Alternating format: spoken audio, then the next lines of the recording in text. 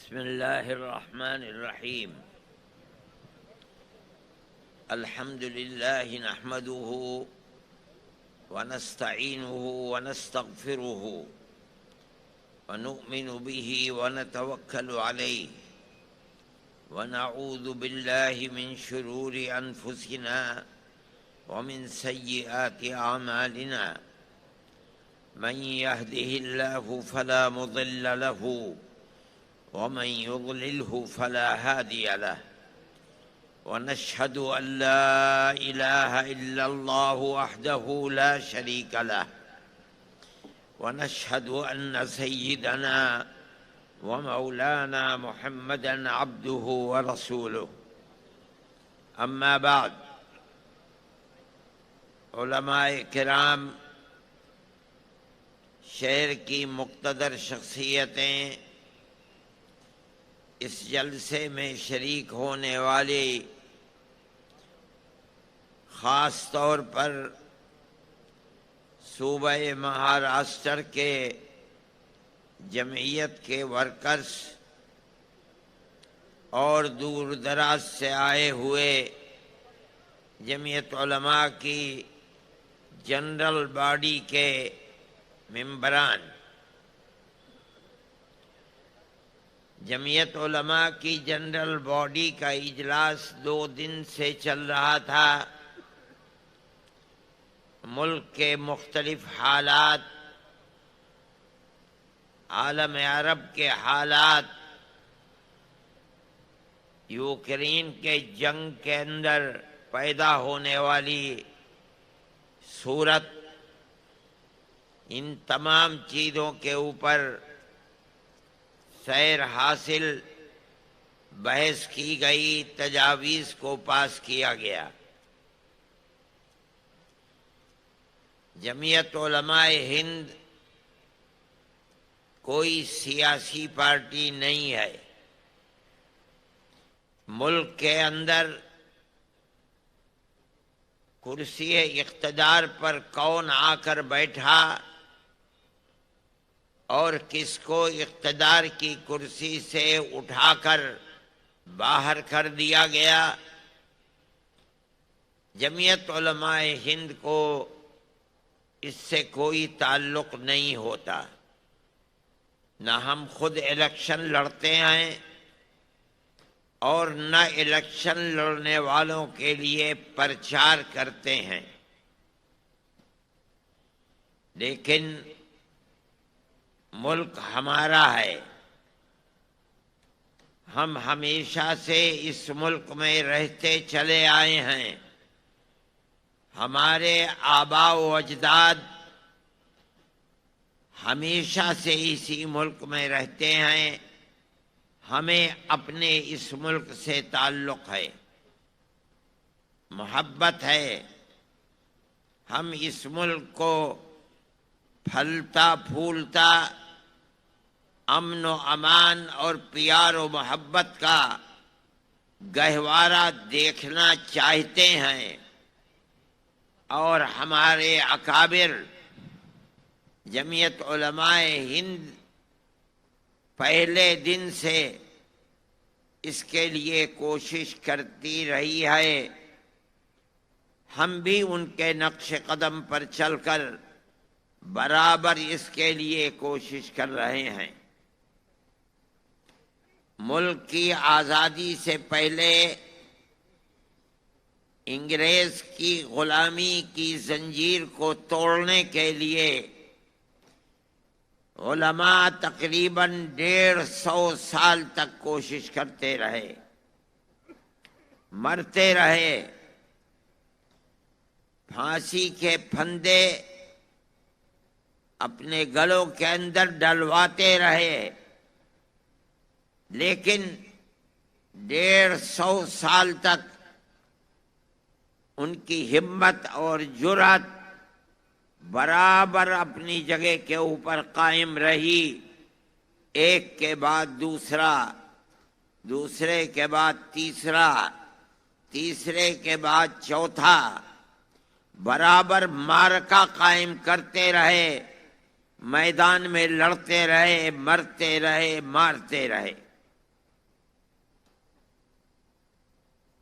برادران وطن کو ساتھ لیا. جب بالکل ابتدا میں 1803 سے علماء نے مدرسوں کو چھوڑ کر میدان میں آ کر انگریز کے حکومت ایسٹ انڈیا کمپنی کی مخالفت کی تھی، وہ دور بہت سخت دور تھا. تنہا میدان کے اندر صرف اور صرف علماء تھے جنہوں نے اعلان کیا کہ انگریز کی غلامی حرام ہے. لیکن سن 1831 میں جب بالا کوٹ کے میدان میں شکست کا سامنا ہوا تو انہوں نے برادران وطن کو ساتھ لیا. ان کے اندر ملک کو آزاد کرانے کا شعور پیدا کیا. یہاں تک کہ 1857 کا معرکہ ہوا جس میں ہندو اور مسلمان دونوں شریک تھے، وہاں بھی شکست ہوئی. پھر 1880 سے لے کر 85 تک کانگریس کا وجود ہوا. حضرت گنگوہی رحمت اللہ علیہ سے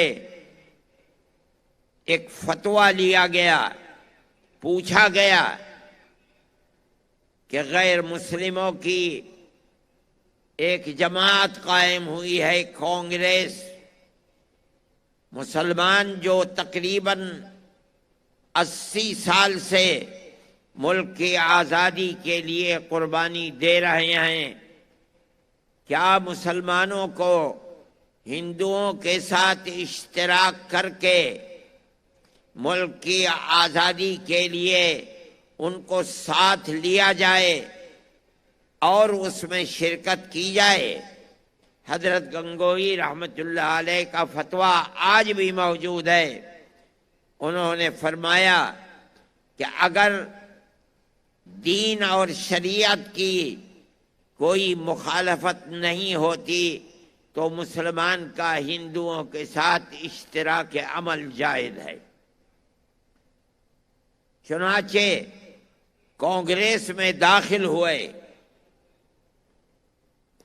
کانگریس کا بنیادی مقصد اس وقت صرف یہ تھا کہ 1831 اور 1857 میں جو 2 جنگیں ہو گئی ہیں انگریزی حکومت کے ساتھ، اور جو انگریزی حکومت ملکہ برطانیہ سے لے کر یہاں تک جو ہندوستانیوں کے خلاف ایک ذہن بن گیا ہے، اس ذہن کو بدلا جائے. ملک کی آزادی ان کے سامنے نہیں تھی. آپ اگر تاریخ کو پڑھیں گے، سن 85 اور 83 کے اندر جو بات کانگریس کے جلسوں میں کہی گئی ہے وہ ملک کی آزادی کی نہیں ہے، بلکہ وہ صرف اتنی بات ہے کہ ہمارے اور ملکہ برطانیہ کی حکومت کے درمیان میں جو غلط فہمیاں پیدا ہو گئی ہیں ہم ان کو دور کرنا چاہتے ہیں. لیکن کانگریس کو اس نقطۂ نظر پر لا کر جمع کرنا کہ نہیں، ملک کی آزادی کے لیے کام کرنا چاہیے، یہ صرف ان مسلمانوں کا کام ہے جو حضرت گنگوہی رحمت اللہ علیہ کے فتوے کی بنیاد پر کانگریس میں گھسے اور کانگریس کے نقطۂ نظر کو تبدیل کر دیا. برابر یہ چیز چلتی رہی اور جمعیت علماء اپنا کام کانگریس کے اندر گھس کر کرتی رہی. یہ علماء کا کردار ہے اس ملک کی آزادی کے لیے. لیکن کوئی پلیٹ فارم علماء کا ایسا نہیں تھا کہ جس کے اوپر دوڑا جائے.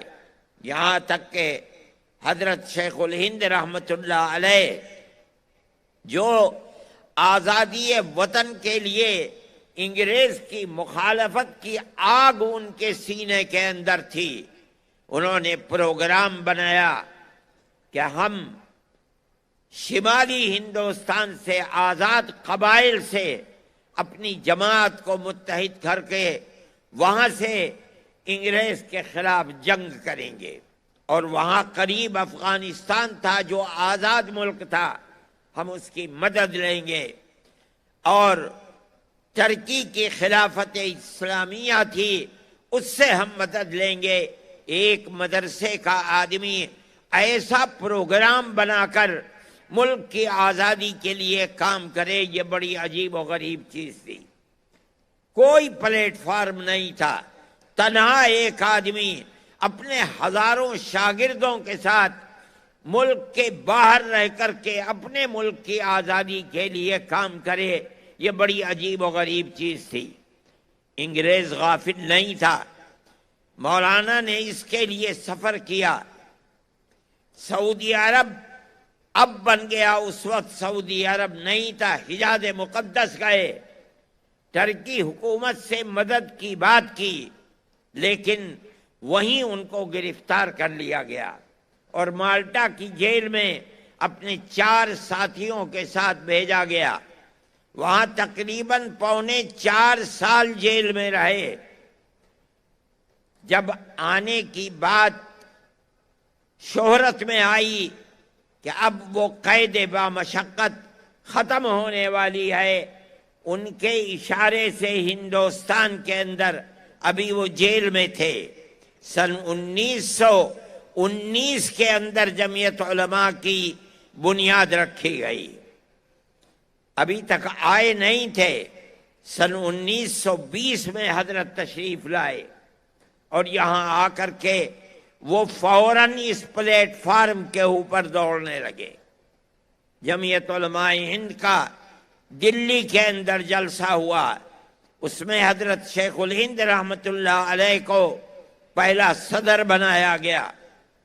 ان کے دل کے اندر ایسی آگ تھی انگریز کی مخالفت کی، جس نے اس ملک کے سب بسنے والوں کو غلام بنا لیا تھا، کہ اس آگ کے تھمنے کا نام نہیں تھا۔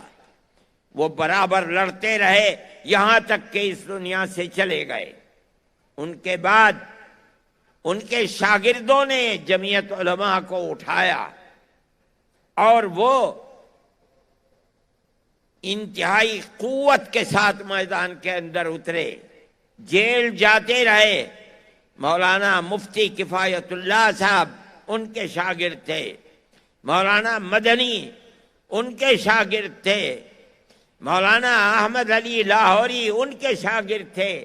ان لوگوں نے اٹھایا اور اٹھا کر ملک کی آزادی کے لیے چلے، بار بار جیل جاتے رہے۔ کم و بیش اپنی 80 سالہ زندگی میں 10 سال انگریز کی جیلوں کے اندر گزارا۔ کیوں؟ اپنے اقتدار کے لیے نہیں، کرسی اقتدار پر بیٹھنے کے لیے نہیں، بلکہ اپنے ملک کو آزاد کرانے کے لیے۔ جیسے جیسے ملک کی آزادی قریب آتی تھی اور یہ معلوم ہوتا تھا کہ انگریز بھارت کی سرزمین کے اوپر نہیں رہ پائے گا، ویسے ہی ویسے وہ کانگریس کے لیڈر مہاتما گاندھی، موتی لال نہرو، جواہر لال نہرو،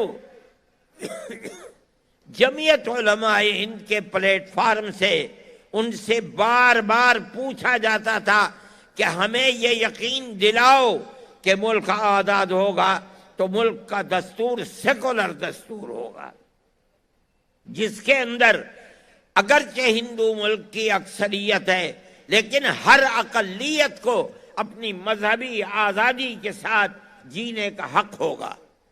اور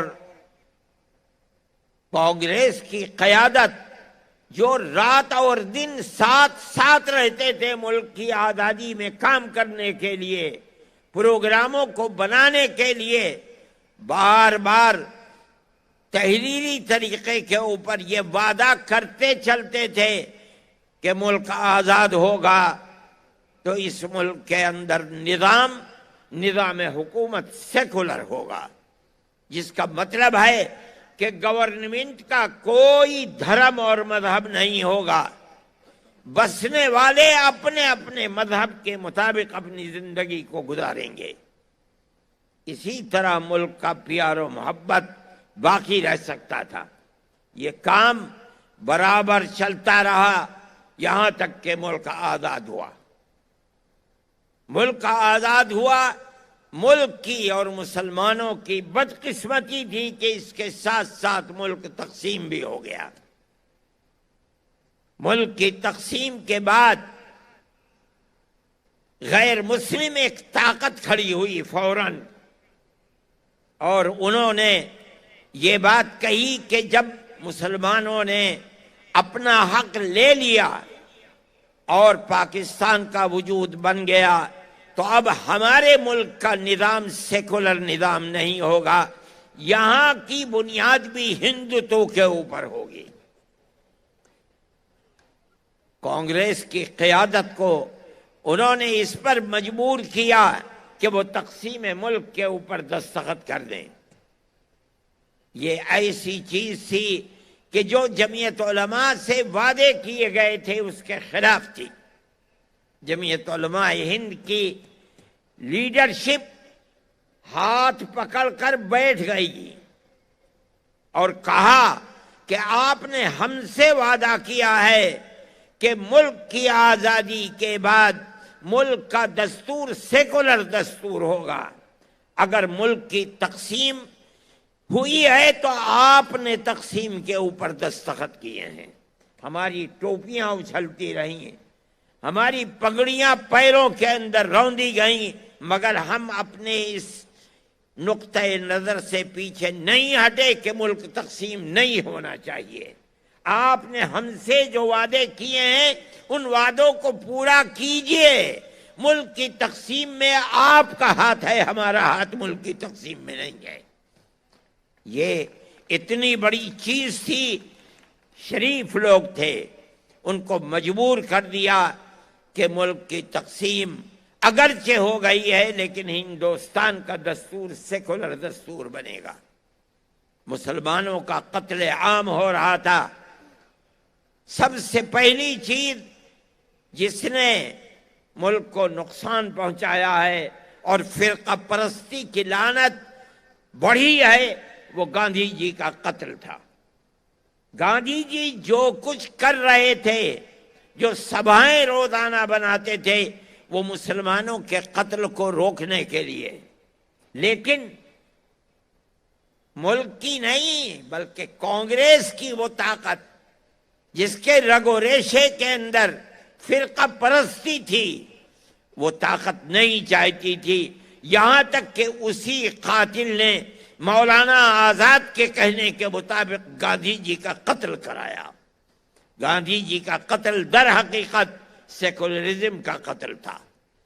اس کے بعد سے ملک کے حالات بدلنے شروع ہوئے، فرقہ پرستی بڑھنے لگی اور ایسی بڑھنے لگی کہ آپ اور میں جانتے ہیں کہ سن 47 کے کچھ ہی دنوں کے بعد فسادات کا سلسلہ شروع ہوا۔ کوئی ہندوستان کا قابل بیان ایسا شہر نہیں ہے جہاں فرقہ پرستوں کے ہاتھوں مسلمان کا خون نہ بہا ہو، ان کی دولت نہ لوٹی ہو، آگ نہ لگائی گئی ہو۔ یہ سب کیا ہو رہا تھا؟ فرقہ پرستی تھی، فرقہ پرستی کا جنون تھا، کانگریس کی حکومتیں تھیں۔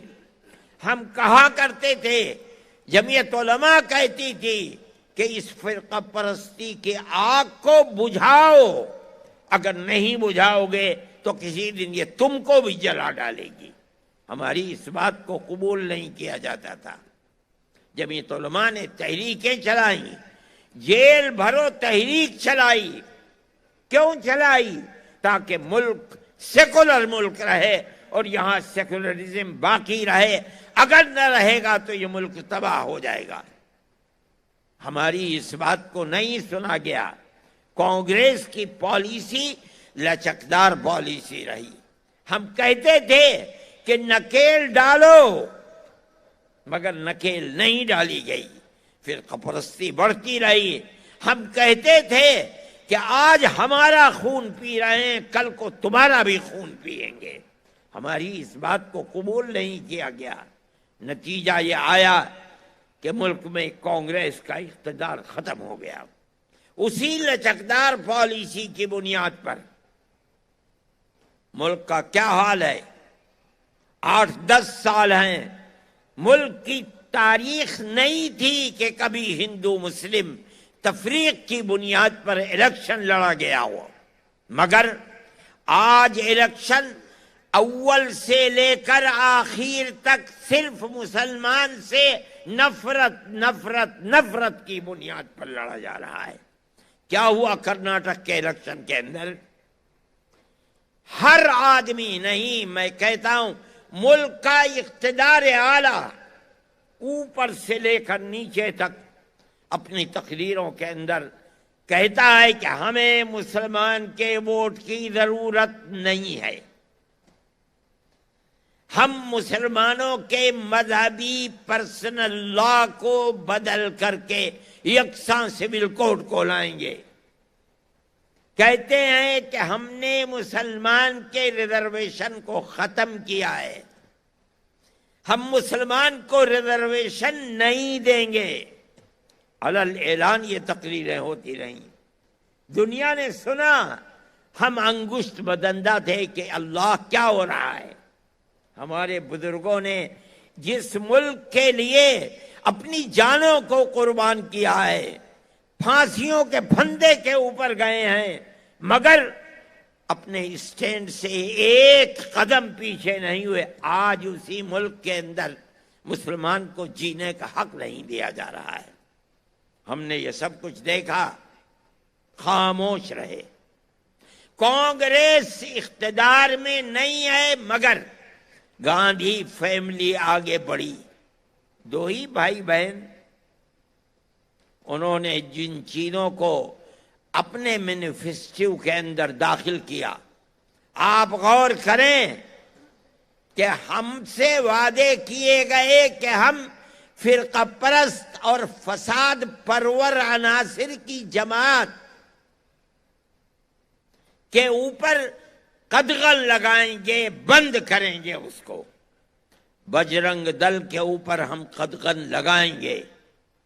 اگر یہ تاریخ گواہ ہے اس بات کی کہ اگر یہ اسٹینڈ انہوں نے آج سے 70 سال پہلے ہندوستان کے اندر لے لیا ہوتا، اقتدار ان کے ہاتھ سے نہ جاتا، ملک برباد نہ ہوتا، تباہی نہ آتی، فقر و تنگ دستی کا بول بالا نہ ہوتا، ملک کے اندر اقتدار ان کا ہوتا جو ملک میں ہر طبقے کو چین و سکون کے ساتھ زندہ رہنے کا موقع دیتے ہیں۔ اگر ایسا نہیں ہوا، آج آ کر کے انہوں نے یہ کہا کہ ہم فرقہ پرست پارٹیوں کے اوپر قدغن لگائیں گے، بند کریں گے اور ملک کے اندر بھائی چارگی کو لے کر بڑھیں گے۔ ایک شور مچ رہا تھا کہ کانگریس نے الیکشن کے اندر اپنے مینیفیسٹو کو اندر اس کو داخل کیا کہ ہم بجرنگ دل پر پابندی لگائیں گے۔ غلطی کی، میں سمجھتا تھا کہ غلطی نہیں ہے، بلکہ اپنی غلطی کا تدارک ہے۔ جو 70 سال پہلے سے غلطی تھی، آج اس غلطی کا تدارک کیا جا رہا ہے۔ میں سمجھتا ہوں کہ وہ موقف ٹھیک تھا، اور میں سمجھتا نہیں ہوں بلکہ ہندو اور مسلمانوں نے مل کر اس موقف کی تائید کی ہے۔ ہمیں اس کا افسوس ہے کہ جمعیت علماء ہر قدم کے اوپر کانگریس سے کہتی تھی کہ بابا پیچھے ہٹو، فرقہ پرستی کو لگام لگاؤ۔ فرقہ پرستی جس طرح مسلمان کو برباد کر رہی ہے، اقلیتوں کو تباہ کر رہی ہے، اقلیتوں کی حفاظت کرو، نہیں مانتے تھے، کوئی جواب نہیں دیتے تھے۔ ہم نے جیل بھرو تحریک چلائی، ایک دفعے تو چلا دی، دوبارہ پھر چلانی چاہیے۔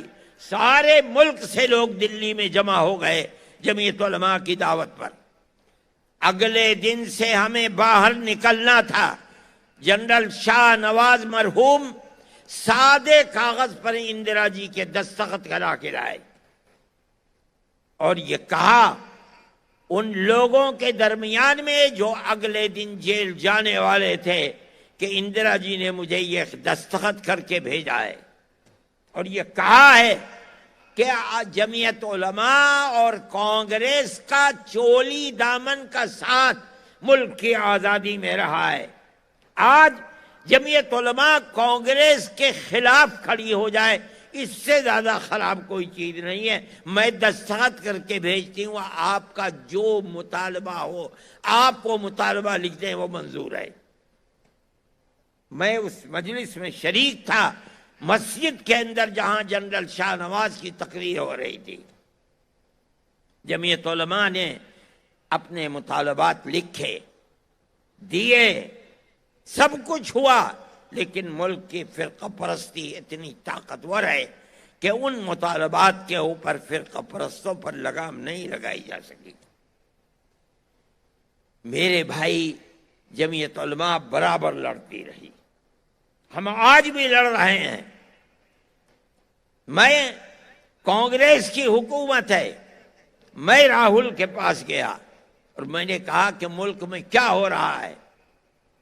مسلمان بچے اور جوان جو پڑھنے والے ہیں، کالجوں کے اندر پڑھ رہے ہیں، ان کو پکڑ پکڑ کر ملک دروہی بنا کر کے، غدار بنا کر کے جیلوں کے اندر بند کیا جا رہا ہے۔ اور آپ کھڑے ہوئے دیکھ رہے ہیں، کل کو کیا آپ کو میدان میں جا کر کے مسلمان سے ووٹ نہیں لینا ہے؟ کیا ہوگا؟ 10 سال 15 سال ہو گئے ہیں، جمعیت علماء فکر کرتی ہے، کانگریس کو کوئی فکر نہیں ہے۔ کیوں ایسا ہو رہا ہے؟ کہنے لگے تو کیا ہو؟ میں نے کہا میری 2 تجویزیں ہیں۔ ایک کمیٹی بنائیے جس کے اندر دلی کے اندر مسلمان بھی ہو، ہندو بھی ہو، سکھ بھی ہو، مختلف اقلیتوں کے لوگ ہوں جن کو آپ ایماندار سمجھتے ہیں، اور ان کو بیٹھال دیجئے۔ پولیس یا حکومت کی ایجنسیاں جن لوگوں کو پکڑتی ہیں کہ یہ دیش دروہی ہیں اور جو ان کا فائل تیار کرتی ہیں، قبل اس کے کہ اس فائل کی بنیاد پر آپ لوگوں کو گرفتار کریں، پہلے اس کمیٹی کو دے دیں۔ یہ کمیٹی اس کے اوپر غور کرے کہ یہ فائل اس لائق ہے کہ اس کو پکڑا جائے یا نہیں ہے۔ اگر یہ ثابت ہے کہ وہ دیش دروہی ہے، آپ چوراہے پر کھڑے کر کے گولی مار دیں، ہم نہیں آپ سے کہیں گے آپ نے کیوں مارا۔ لیکن اگر یہ کمیٹی کہتی ہے کہ ثبوت اس لائق نہیں ہے، تو آپ اس کو جیل میں بند کر کے اس کی زندگی، اس کی ماں کی زندگی، اس کے باپ کی زندگی، اس کے بچوں کی زندگی، اس کی بیوی کی زندگی کو خراب کریں، یہ چیز کبھی قبول کرنے والی نہیں ہے۔ دوسری چیز، میں نے کہا دوسری چیز میں پیش کرتا ہوں، لوگ، پولیس، گورنمنٹ کی ایجنسیاں پکڑ کر جیل میں بند کر دیتی ہیں۔ گواہ، کسی کے گواہ 10 ہیں، کسی کے گواہ پولیس لے کر کے 50 آتی ہے، 100 لاتی ہے، 150، 200، 250، 300 گواہ۔ یہ 300 گواہ پیش ہوتے ہوتے ہوتے ہوتے 10-15 سال ہو جاتے ہیں، گواہ نہیں آتے۔